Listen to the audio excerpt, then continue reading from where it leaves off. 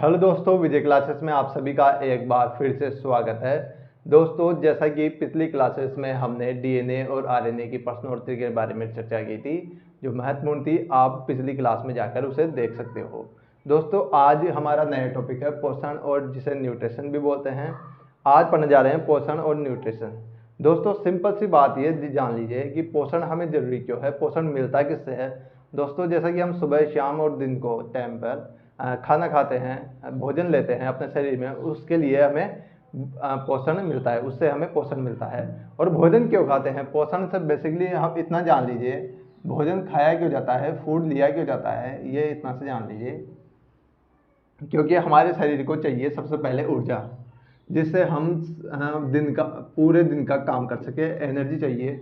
दूसरा, फिर शरीर को वर्दी भी चाहिए, कोशिका की वृद्धि के लिए भी ये भोजन आवश्यक है, हमें पोषण आवश्यक है शरीर की वृद्धि के लिए, उपापचय क्रियाओं के लिए, उपापचय क्रियाओं के लिए, और एक और है इंपॉर्टेंट चीज, रोगों से सुरक्षा। हमारी शरीर की सबसे बेसिक जरूरत हो, हमारे शरीर की सबसे बेसिक जरूरत क्या होती है, ऊर्जा की होती है। उसके बाद में हमें वृद्धि चाहिए, फिर उपापचयी क्रियाएं चाहिए, फिर रोगों से मुक्त सुरक्षा हमें चाहिए। इसलिए हम भोजन का ग्रहण करते हैं। सिंपल सी बात यह है। अब सबसे बड़ी बात यह है कि ऊर्जा। देखिए दोस्तों, ऊर्जा मैं अभी बोल रहा हूँ, सारा दिन बोलूंगा, ये उसके लिए मैंने पहले खाना खाया है, उसके लिए फिर ऊर्जा जनरेट हुई है, उसके बाद में बोल पा रहा हूँ मैं। ठीक है, इसलिए ऊर्जा चाहिए मेरे को, है ना। वर्दी चाहिए शरीर में, कोशिका विभाजन के लिए, उपापचय क्रिया चाहिए, सब कुछ के लिए। और रोगों से सुरक्षा के लिए हमें क्या चाहिए, भोजन की आवश्यकता होती है। मैं बेसिकली एक डायग्राम से आपको बताता हूँ क्यों शरीर की सबसे छोटी इकाई मैंने क्या बताई थी, कोशिका होती है। ठीक है, सबसे छोटी इकाई कौन सी होती है, कोशिका होती है। अपन भोजन खा रहे हैं, सबसे पहले अपन भोजन ले रहे हैं, फिर वो हमारा आहार नाल में जाके, भोजन आहार नाल में जाएगा और पचन, उसका पाचन होगा। उसके बाद में ग्लूकोज बन जाएगा, उसके बाद में ग्लूकोज को अपना रक्त अपनी कोशिकाओं में लेके जाएगा। फिर हम सांस भी ले रहे हैं, उसके साथ ही ऑक्सीजन अंदर जा रही है। हीमोग्लोबिन जो आरबीसी के अंदर उपस्थित होती है, वो ऑक्सीजन को पकड़कर उसे भी कोशिका में पहुंचा देती है। उसके बाद में जैसे ऑक्सीजन अंदर आई और CO2 अंदर चढ़ गई। ठीक है, ये क्रिया, जैसे मैंने सबसे पहले बताया, क्या ग्लूकोज को अंदर ले रहे हैं, C12O6, फिर ऑक्सीजन को भी अंदर ले रहे हैं। ठीक है, पाचन होगा इन दोनों का, और क्या बनेगा, CO2 प्लस और ATP का निर्माण होगा। दोस्तों, मैंने एडेनिन ट्राइफॉस्फेट के बारे में बताया था, जो कोशिका की क्या है, अपने शरीर की ऊर्जा की एक मुद्रा है, ATP। इसका रिलीज होगा और यह मुक्त हो जाएगी। जितनी ऊर्जा चाहिए वो मुक्त होगी माइटोकॉन्ड्रिया के द्वारा। माइटोकॉन्ड्रिया बना देगा, क्या बनाएगा, ऊर्जा बना देगा और रिलीज कर देगा ATP के माध्यम से। जो ऊर्जा हमें काम की, जैसे मैं अभी बोल रहा हूँ तो उसमें ऊर्जा खर्च हो रही है, वो तो काम आ गई, और फिर मैं आराम से बैठ जाऊंगा अभी थोड़ी देर बाद में, तो उसके बाद में क्या होगी, ऊर्जा रुक जाएगी, उसमें इतनी खर्च नहीं होगी। अभी आप वीडियो देख रहे हो, उसमें भी ऊर्जा खर्च हो रही है, पर वो इतनी खर्च नहीं हो रही बेसिकली। ठीक है, तो वो ऊर्जा क्या होगी, स्टोर हो जाएगी कोशिका में, ग्लाइकोजन के रूप में स्टोर हो जाएगी। ठीक है, वो ऊर्जा कोशिका के अंदर, है ना, वो ऊर्जा स्टोर हुई, है ना। यही क्रिया क्या कहलाती है, उपापचयी क्रिया कहलाती है, जिसमें उपचयन और अपचयन दो होता है। एक तो उपचयन और एक होता है अपचयन। उपचयन और अपचयन होते हैं। ठीक है, अब देखिए आगे बढ़ते हैं। चलो, ये तो समझाने की बात हो गई। अब एग्जाम के पॉइंट ऑफ व्यू से देखते हैं कि ऊर्जा ऊर्जा किस किस से मिलते हैं। ऊर्जा मिलती है हमें, मैं इसे मिटाने जा रहा हूँ,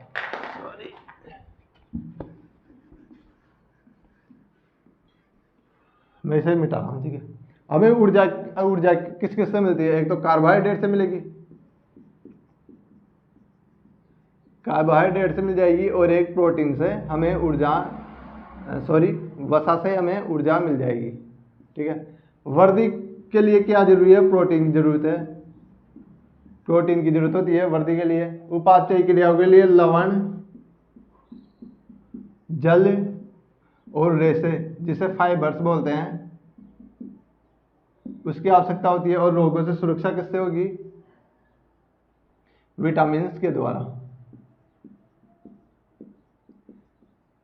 दोस्तों प्रोटीन भी है ना ऊर्जा की इकाई है, ठीक है, ऊर्जा ये भी देती है, सॉरी, ऊर्जा प्रोटीन भी देती है, पर मुख्यतः कार्बोहाइड्रेट और वसा को ही ऊर्जा देने वाला मानते हैं, इसलिए हम सबसे पहले कार्बोहाइड्रेट ले रहे हैं।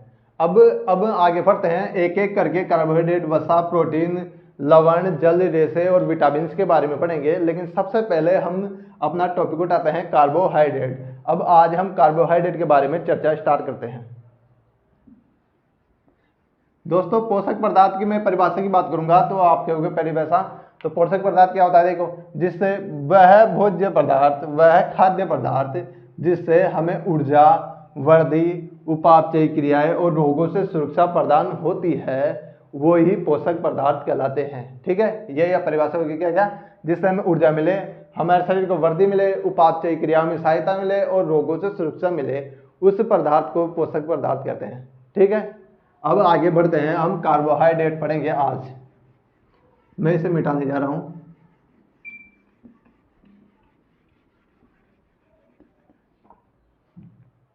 कार्बोहाइड्रेट स्टार्ट करते हैं। कार्बोहाइड्रेट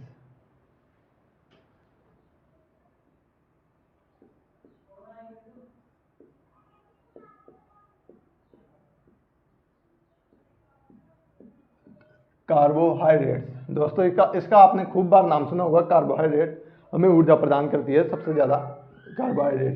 ठीक है, कार्बोहाइड्रेट की बात करूं तो ग्लूकोज सबसे छोटी इकाई होती है कार्बोहाइड्रेट की। आप ऐसे ध्यान रखना, बेसिकली कार्बोहाइड्रेट क्या हो गई? ग्लूकोज। कार्बोहाइड्रेट की सबसे छोटी इकाई क्या हो गई? ग्लूकोज हो गई।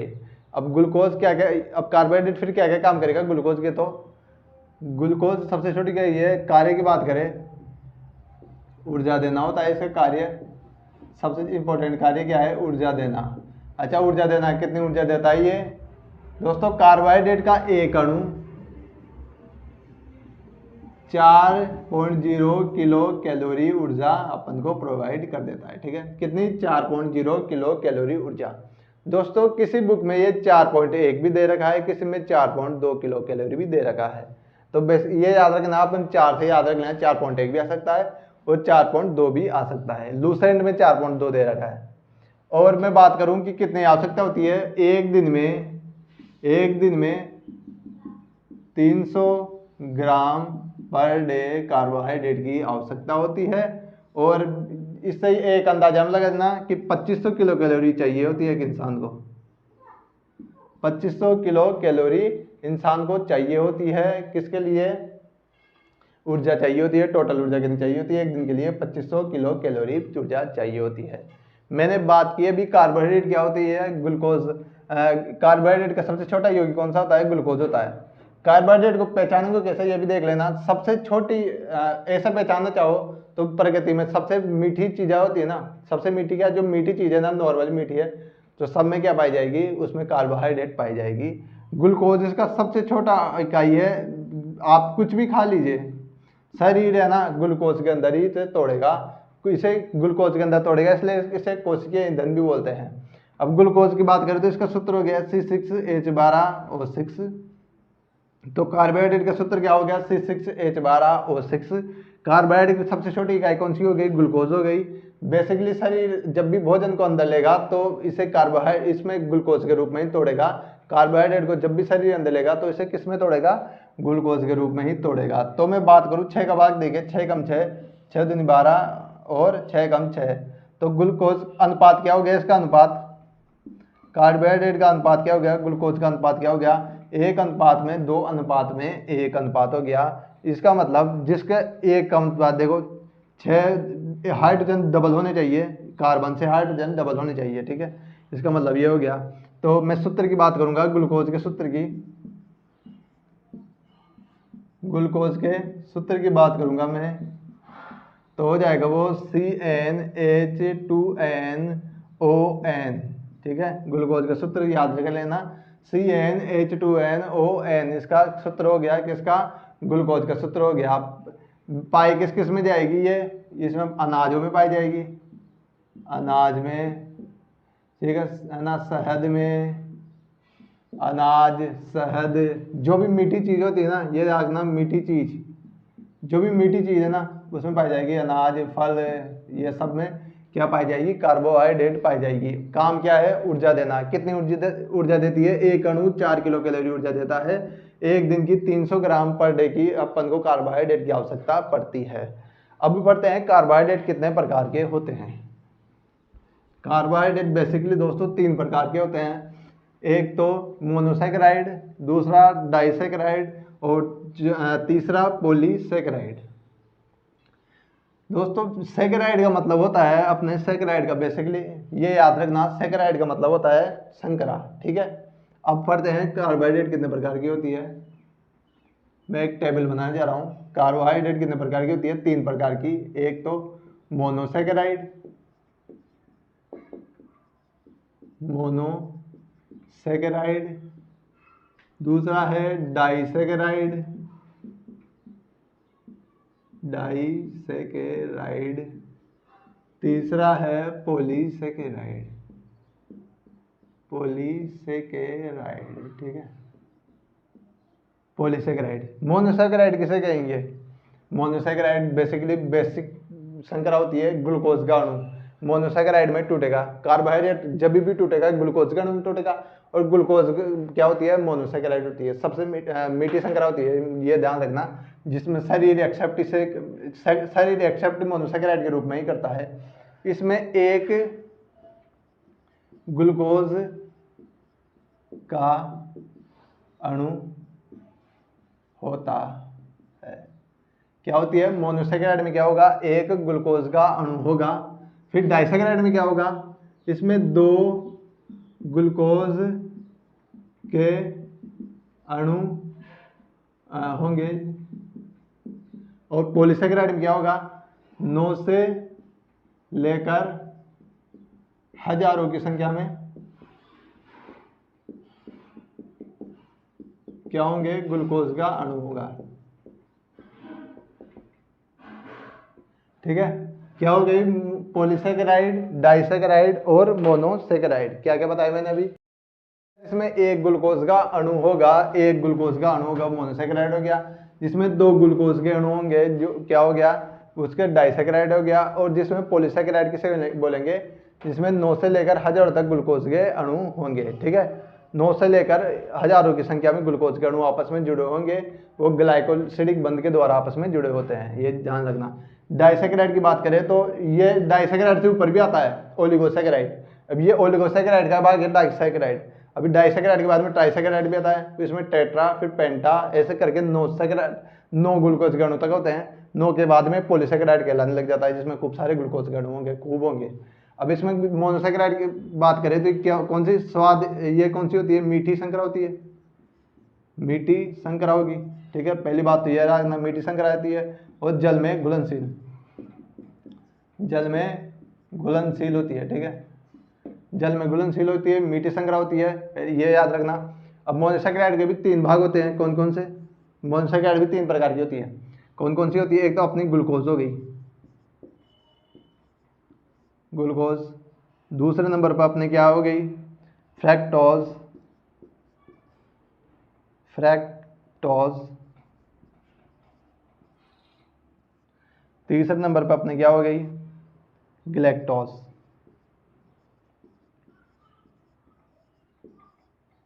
तीन कौन कौन से गई, ग्लूकोज, फ्रैक्टोज और गैलेक्टोज। ठीक है, ग्लूकोज किसे कहेंगे, बेसिक संकरा होती है, यानी कि अपन जो भी खा रहे हैं ग्लूकोज में टूट रहे हैं, कोशिकीय ईंधन बोलते हैं। इसलिए से मैंने बताया था शुरू की क्लास में, कोशिका में ग्लूकोज जा रहा है तो ये कोशिकीय ईंधन कहलाएगा, कोशिकीय ईंधन कहलाएगा ये। इसका बेसिक नाम क्या है, कोशिकीय ईंधन। और इसे बोलते हैं अंगूर की संकरा, अंगूर संकरा के नाम से भी इसे जानते हैं। ठीक है, अब ग्लूकोज हो गया। ग्लूकोज बेसिकली अपने ग्लूकोन डी पीते हैं, झट से एनर्जी चाहिए, झट से फट से एनर्जी चाहिए, शरीर बिल्कुल डाउन पड़ गया, हालत नहीं है बोलने की, तो क्या करेंगे अपन, एक ग्लूकोन डी पी लेंगे और एनर्जी आ जाएगी झट से। तो ग्लूकोज इसलिए जरूरी है। जब मरीज में पाचन क्रिया नहीं होती, जब इंसान मरीज होता है तब उसमें क्या होती है, पाचन की क्षमता नहीं हो पाती, पाचन नहीं हो पाता, जो उसमें हार्ड खाना बंद कर देते हैं, किसे है ना, वो नॉर्मल खाना दो, थोड़ा नॉर्मल सरल सा खाना दो, खिचड़ी ये, और इसे ड्रिप चढ़ा देते हैं। और ड्रिप में क्या होता है, ग्लूकोज होता है, जो उसे फट से एनर्जी दे देता है, वो उठ के खड़ा हो जाता है, उसकी कोशिका में वापस एनर्जी आ जाती है, क्योंकि उसके पाचन करने की क्षमता खत्म हो जाती है इसलिए, है ना। तो ग्लूकोज हो गई, वो ग्लूकोज है। फ्रैक्टोज ये फलों की संकरा है, फलों की संकरा, फलों की संकरा है बेसिकली, ये याद रखना। फ्रैक्टोज के बारे में एक और याद रखना, प्रकृति में पाई जाने वाली, प्रकृति में पाए जाने वाली सबसे मीठी संकरा है। एक और चीज़ याद रखना, ये शहद में भी पाई जाती है। और एक और इम्पोर्टेंट चीज़ याद रखना, ये वीर्य में भी, इंसान सीरम या वीर्य में भी ये पाई जाती है, ठीक है। जब बलात्कार का केस, जब बलात्कार की जांच होती है तो उसमें कपड़ों पर या विक्टिम पर ये वीर्य के निशान दिखे जाते हैं कि वीर्य कौन सी है, तो उसमें फ्रैक्टोज संकरा देखी जाती है। शरीर में फ्रैक्टोज संकरा केवल वीर्य में ही होती है इसलिए। और एक है ग्लैक्टोज, ये फलों के रस में पाई जाती है, फलों के रस में। अब ये बेसिक संकरा है, एक अणु ही है। अब इनसे मिलके है ना, अब इनसे ही मिलके है ना डाइसेक्राइड बनेंगे, और ये ज्यादा मात्रा में मिल जाएगी तो पॉलीसेक्राइड बन जाएगी। खूब सारे अणु एक साथ होंगे तो वो पॉलीसेक्राइड कहलाएगी, और ये दो दो अणु होंगे तो वो डाइसेक्राइड कहलाएगी। अब डाइसेक्राइड कितने प्रकार की हो गई? डाइसेक्राइड भी 3 प्रकार की होती है। पहली एक चीज याद रखना भाई डाइसेक्राइड के बारे में, कि ये 2 ग्लूकोज के अणु आपस में जुड़े होते हैं ग्लाइकोसिडिक बंध के द्वारा। मैं यहाँ पर लिख देता हूँ ग्लाइकोसिडिक बंध द्वारा। 2 ग्लूकोज के अणु जुड़े होंगे किससे? ग्लाइकोसिडिक बंध के द्वारा, ग्लाइकोसिडिक बंध द्वारा, ठीक है। अब ये भी 3 प्रकार की हो गई, कौन कौन सी? एक तो बेसिक संकरा अपनी सुक्रोज, एक तो सुक्रोज हो गई। ये एक चीज और देख लेना, एक चीज बेसिक देखना है इसमें, इनमें सब में ओ जो हो जा रहा है, जिसमें भी ओ जो हो जाएगी तो ये समझ लेना कार्बोहाइड्रेट है, ग्लूकोज की बात हो रही है।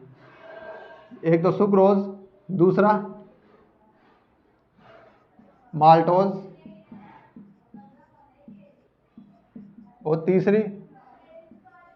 और तीसरा हो गया अपना लैक्टोज। जिसमें ओ जो हो जाए तो ये याद रखना, ये उसकी बात हो रही है, किसकी? संकरा की बात हो रही है, ठीक है। अब ये दो से मिलके बनी होती है, 2 संकरा के अणु से, 2 ग्लूकोज के अणु से। कौन कौन से? सुक्रोज किस किस से मिलके बना होगा? एक तो ग्लूकोज से, पेन चेंज कर रहा हूं मैं थोड़ा अच्छा लग दिखे इसलिए। एक तो ग्लूकोज प्लस फ्रैक्टोज, ग्लूकोज तथा फ्रैक्टोज से बना होगा। ये किससे बने होगी? माल्टोज। ग्लूकोज प्लस ग्लूकोज का अणु आपस में जब जुड़े होंगे तो उसे क्या कहेंगे? उसे बोलेंगे माल्टोज बोलेंगे। लैक्टोज की बात करूं, जो दूध की संकरा भी है, वो भी किससे जुड़े होंगे? ग्लूकोज प्लस में किससे? लैक्टोज, ग्लैक्टोज से,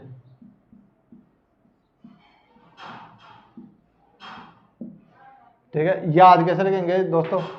अब याद की दिक्कत होती है, देखो ये इंपॉर्टेंट है, लैक्टोज अभी एग्जाम में पूछा गया था।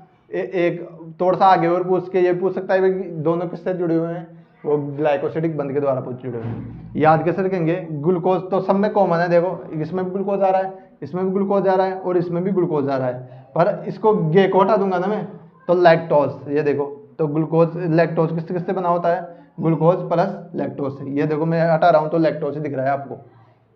माल्टोज सिंपल देख ग्लूकोज और ग्लूकोज से बना होता है, ठीक है। 2 मिल जाएंगे तो 2 माल बढ़ जाएंगे तो ग्लूकोज ग्लूकोज का। सुक्रोज की बात करें तो ग्लूकोज तो कॉमन है ही। फ्रैक्टोज जो फलों की संकरा होती है ना, फ्रैक्टोज, ये सुक्रोज किससे बना होता है? फ्रैक्टोज से। तो फलों की संकरा हो गई है, ये से जुड़ा होता है। बात करूं मैं सुक्रोज किस किस में पाया जाएगा? एक तो पाया जाएगा उसमें अपने टेबल शुगर, ठीक है। जो अपने नॉर्मल शुगर होती है ना, उसमें क्या पाई जाती है? जिसमें सुक्रोज पाई जाती है वो सुक्रोज की बनी होती है। और गन्ने के रस में, ठीक है। किस किस्म पाई जाएगी? शुगर में और गन्ने के रस में पाई जाएगी।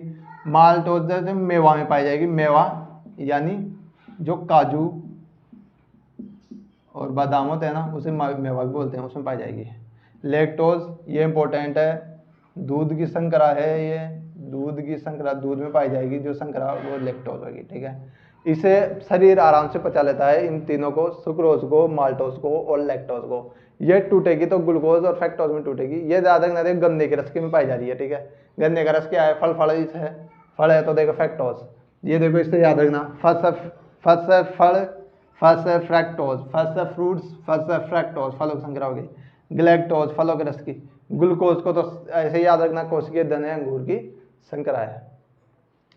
ये भी याद रखना, ये इंपॉर्टेंट है, ग्लूकोज फ्रैक्टोज, ग्लूकोज ग्लूकोज और ग्लूकोज और ग्लैक्टोज, इससे खूब सारे क्वेश्चन आते हैं। एक ये भी याद रखना है एडिशनल, ग्लाइकोसिडिक बंध किससे जुड़े होते हैं, ग्लाइकोसिडिक बंध से ग्लूकोज के अणु आपस में जुड़े होते हैं। अब पॉलीसेकेराइड की तरफ बढ़ते हैं अपन। पॉलीसेकेराइड इस जिसमें 9 से लेकर खूब सारे क्या होते हैं, ग्लूकोज के अणु आपस में ग्लाइकोसिडिक बंध के द्वारा जुड़े होते हैं। ये भी 3 प्रकार के होते हैं, कौन कौन से होंगे, एक तो होगा स्टार्च, स्टार्च जिसे मंडी भी बोलते हैं, ये वही स्टार्च है जो पेड़ों में पाया जाता है, मैंने बताया था ना, पेड़ों वाला स्टार्च है ये, ध्यान रखना। दूसरा सेलुलोज, ये भी पेड़ों वाला सेलुलोज है, क्यों पेड़ों वाला, ये इसे पचाया नहीं जा सकता, पॉलीसेकेराइड को पचाने की क्षमता नहीं होती इंसान के शरीर में। कुछ कुछ को पचाया जा सकता है, जैसे स्टार्च को पचाया जा सकता है, कुछ ही कंडीशन में पचाया जा सकता है। सेलुलोज को तो बिल्कुल, सेलुलोज को तो भी ना के बराबर। और एक होती काइटिन, काइटिन को तो बिल्कुल ही नहीं पचा सकते अपन। एक हो गया काइटिन, सेलुलोज और स्टार्च, ठीक है। अब स्टार्च की बात करें तो मंड किस किस में पाई जाएगा, ये पाई जाएगी एक तो पत्तियों में, पत्तियों के ऊपर पाई जाएगी, पत्तियों पर, ठीक है। मंड पाई जाएगी पत्तियों पर पाई जाएगी। एक गेहूं का भूसा होता है ना, अनाजों का भूसा, अनाजों का भूसा होता है जिस, वो पाई जाएगी, और ये पचती नहीं है ना। तो अनाजों को भूसा को कौन खाता है, भैंस और गाय खाती है। तो गाय के पास होती है क्या, एपिडर्मिस, अपने पास विकसित नहीं है एपिडर्मिस, तो गायों के पास होती है तो वो खा लेती है। और इसे पचाने के लिए टाइलिन एंजाइम की जरूरत पड़ती है, स्टार्च को पचाने के लिए। अपने लार में है जो पचा सकता है, डायरेक्ट नहीं पचाएगी स्टार्च। तो अब गाय भैंसों के मुंह से लारें निकलती रहती है, आपने देखा होगा, तो भूसा खाती है तो लारें लारें निकलती रहती है, वो टाइलिन एंजाइम होता है, वो स्टार्च को पचा देती है बेसिकली। तो ये क्या किस में पाई जाएगी, एक भूसे में पाई जाएगी, भूसा में, भूसा, अनाज के भूसे में, ठीक है। सेलुलोज किस में पाया जाएगा, ये तनों में पाया जाता है। अब जो तनों में पाया जाएगा तो देख लेना, बेसिकली शरीर तने को पचा पाता है क्या, नहीं पचा पाता है ना, तो तनों में पाई जाएगी, ठीक है, तनों में पाई जाएगी। और काइटिन, काइटिन की बात करें तो, काइटिन की बात करेंगे तो काइटिन बिल्कुल हार्ड संग्रह होती है, इसे तो बिल्कुल नहीं पचा सकते। मैं काइटिन को थोड़ा सही लिख देता हूँ, थोड़ा नीचे जा रहा है, काइटिन तो बिल्कुल नहीं बचा सकते। तो काइटिन का क्या बना होता है, एक तो मछली के सल खाते हैं ना, उसे पहले ही उतार देते हैं, मछली के सल को रगड़ रगड़ के, इसलिए उतारते हैं क्योंकि वो काइटिन का बना होता है, और काइटिन शरीर पचा नहीं पाता, ठीक है। तो काइटिन देखिए, इसके मछली के सल्कों में, मछली के सल्क में पाया जाएगा एक तो। और एक कीट होते हैं ना, कीटों के पंख ये बने होते हैं ना, वो कीटों के पंख ये किसके बने होते हैं, काइटिन के बने होते हैं, ठीक है। ये भी संकरा है। तो किस किस पॉलीसेकेराइड के उदाहरण कौन कौन सा गया, स्टार्च हो गया, सेलुलोज हो गया और काइटिन हो गई इसका उदाहरण, ठीक है। एक चीज और याद रखना भाई, कार्बोहाइड्रेट है ना, ग्लूकोज, कार्बोहाइड्रेट का अपवाद कौन है, डीएनए है। क्यों उसमें, क्यों क्यों अपवाद है, क्योंकि वो डीऑक्सीराइबोज संकरा है, उसमें एक ऑक्सीजन के अणु की कमी होती है, क्योंकि वो सी ऑक्सीजन के अणु की कमी होती है। देखिए ऐसे सूत्र क्या है, C6H12O6, और उसमें क्या होता है, C5H10 और O4 होता है, O4 होता है, ठीक है। अगर 5 होता तो सही होता, पर ये 4 है, तो डीएनए क्या है, डीएनए भी इसका अपवाद है, किसका, कार्बोहाइड्रेट का। और डी दोस्तों मैं सेलुलोज की बात करूं तो सेलुलोज है ना तनों में पाया जाता है। और मैंने एक और चीज बताई थी कि सेलुलोज है ना सबसे ज्यादा प्रकृति में पाई जाने वाली संकरा है। सेलुलोज और सेलुलोज रुई में पाई जाती है ना, रुई में पाई जाती है, यानी कपास में पाई जाती है ना।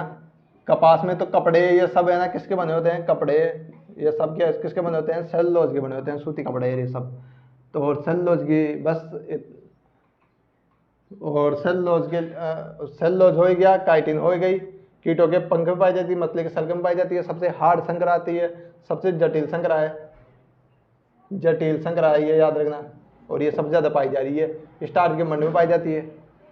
दोस्तों आज की क्लास में इतना ही, कल पढ़ते हैं वसा के बारे में। आपको वीडियो अच्छा लगे तो लाइक कीजिए, शेयर कीजिए, सब्सक्राइब कीजिए विजय क्लासेस को। मैं टेलीग्राम चैनल का लिंक भी दे दूंगा डिस्क्रिप्शन में।